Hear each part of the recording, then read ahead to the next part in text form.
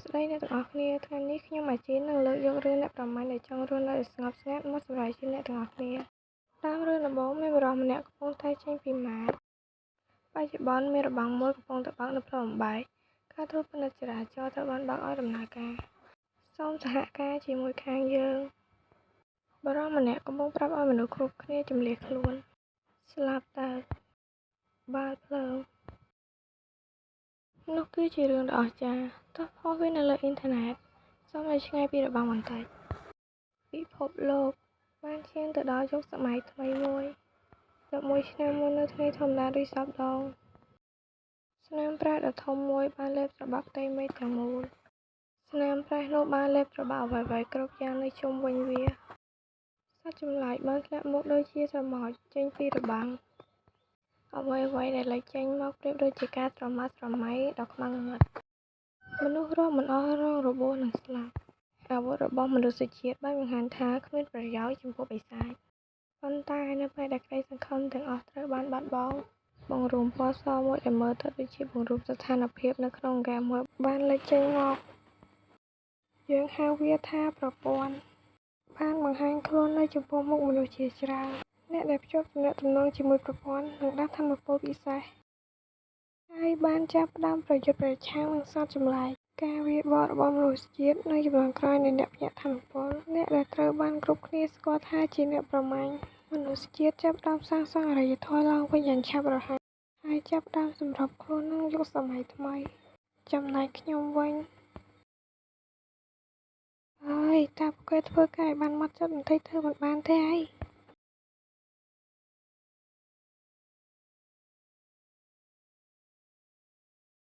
ខ្ទឹមបារាំងបៃតងមានតម្លៃថ្លៃណាស់តែឯងដឹងទេឆាវជេអ្នកប្រមាញ់អេស្រែងសូមបញ្ជាក់បន្តិចគាត់នឹងហើយគឺជាតួបឋមរបស់យើងខ្ញុំគឺជាត្រូវបានគេប្រកាសថាស្លាប់កាលពី8ឆ្នាំមុនសួស្តីសូមអភ័យទោស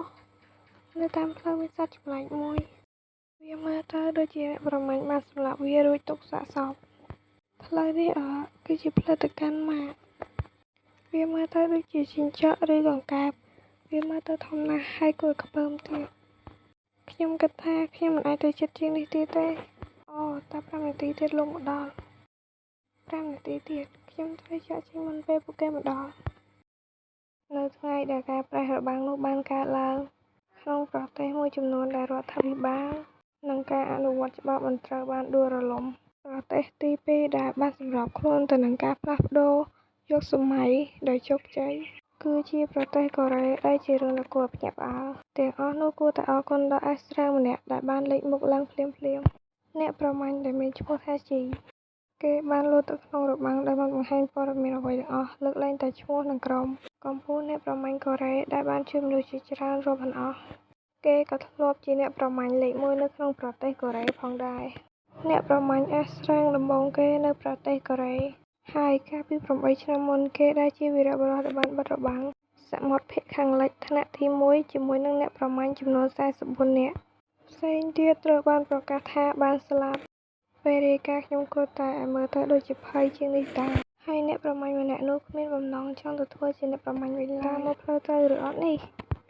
យើងដើរមកផ្លូវត្រូវហើយវ៉ាមើលទៅវាលើសពីការរំពឹងទុកទៅទៀតការដែលបងដោះស្រាយជាមួយពួកសត្វជីងចក់នេះតើល្អដែរអីសាច់បងដែលសំខាន់វាបញ្ចេញទៅអាស៊ីតឡើងពេញនិងបើមកយឺតបន្តិចនោះហើយវានៅរាងមូលនិងគ្លៀនស្អាតបែបនេះនៅអាចបរិច្ឆេទឲ្យបន្តិចពិសោធន៍បានទៀតអញឆាញ់បន្តិចទៅតើវាមាននៅសល់ដានអីឬអត់ខ្លាំងបែបនេះបែបមិនមែនជាមនុស្សធម្មតាទេខ្ញុំបងឆែកមើល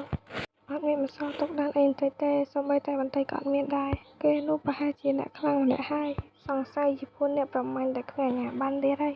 មិនថាខំមិនឬក៏ប្រឡំលោកទេពួកនឹងគឺជាពួកដែលបំផ្លាញសាច់រឿងនឹងឯងបិសាចចំណាក់ថ្នាក់ទី4បានចេញមកក្រៅតោះមិនបានស៊ីមនុស្សឬក៏បំផ្លាញអ្វីក៏យើងត្រូវតែទទួលខុសត្រូវតោះយកជីងចក់ត្រឡប់ទៅវិញតែថាមានហិតដឹងក្លិនអីអត់ប្រហែលជាក្លិនមកពីធុងសម្រាមទៅដឹងតែនិយាយរឿងក្លិនទៅឃ្លានហ្មងពេលធ្វើការចប់យើងទៅញ៉ាំអីទៅកន្លែងដដែលមែនអាហារដែលលោកកំងបានមកដល់ហើយវីរបុរសជីកំពុងតែធ្វើការនៅហាងសុកហើយភាគមួយរបស់យើងក៏បានឈានចូលមកដល់ទីបញ្ចប់ ជួយចុចបេះដូងឲ្យខ្ញុំម្នាក់មួយផងគ្នាយើង